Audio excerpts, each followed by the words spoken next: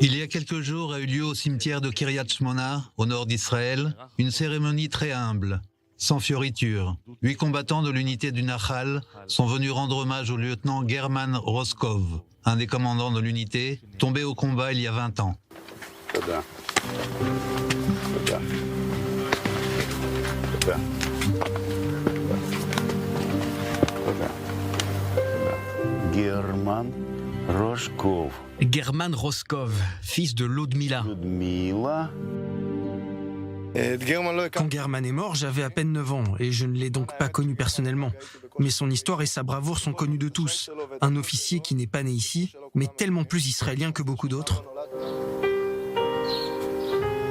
À la cérémonie est aussi venu le père de German, quelques jours à peine après être arrivé d'Ukraine, sauvé et exfiltré par le ministère israélien de la Défense et l'agence juive.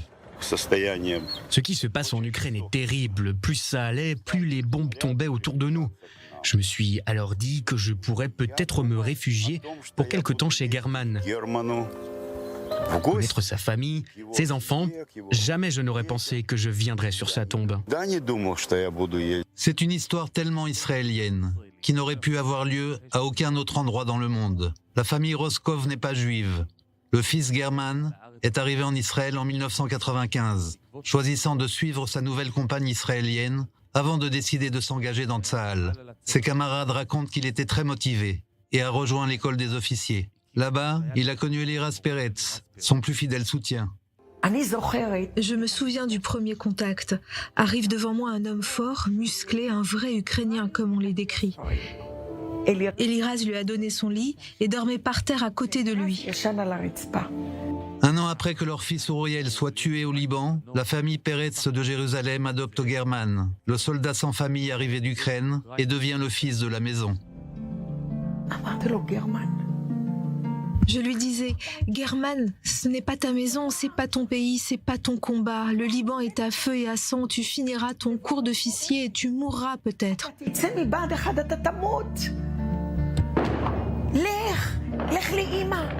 Rentre à la maison, va rejoindre ta mère.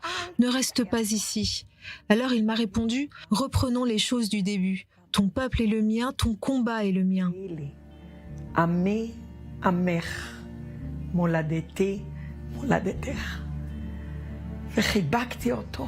Je l'ai alors serré fort dans mes bras et je savais que c'était peut-être l'une des dernières fois.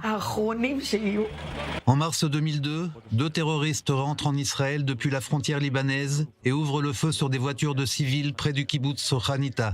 5 Israéliens sont assassinés. German, près des lieux de l'attentat, leur fait face et monte à l'assaut. Grâce à lui, les assaillants sont neutralisés, mais il meurt au combat. Pour sa bravoure et son héroïsme, il sera décoré à titre posthume de la distinction la plus haute du commandement général. En relisant ses premières lettres, on pouvait déjà être impressionné.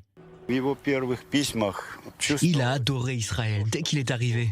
Les parents de German sont divorcés. Après la mort de son fils, sa mère a émigré en Israël et s'est installée à Kiryat Shmona. Le père, lui, préférera rester en Ukraine jusqu'à ce que la guerre éclate. Sa fille a été blessée et il avait besoin d'être secouru. Par l'ironie du sort, le jour de l'anniversaire de la mort de mon fils, nous sommes arrivés ici après avoir été secourus par des membres de la communauté juive de Kiev. Je vous remercie, Major, de respecter, de perpétrer les traditions de l'État d'Israël et de protéger de façon si courageuse votre pays. Que Dieu vous protège. German n'étant pas juif, sa famille ne pouvait bénéficier du droit du retour et émigrer en Israël. Mais son héroïsme a permis à ses 2 parents de vivre aujourd'hui près de leur fils. Il y a 5 ans, grâce à une insémination artificielle avec du sperme congelé, est née une petite fille israélienne, fille de German. Il y a malheureusement des liens de sang qui nous unissent à cette terre. Et je souhaiterais tellement que ces liens qui nous unissent à ce pays ne soient pas faits de sang, mais de joie et d'amour, mais plus par le sang.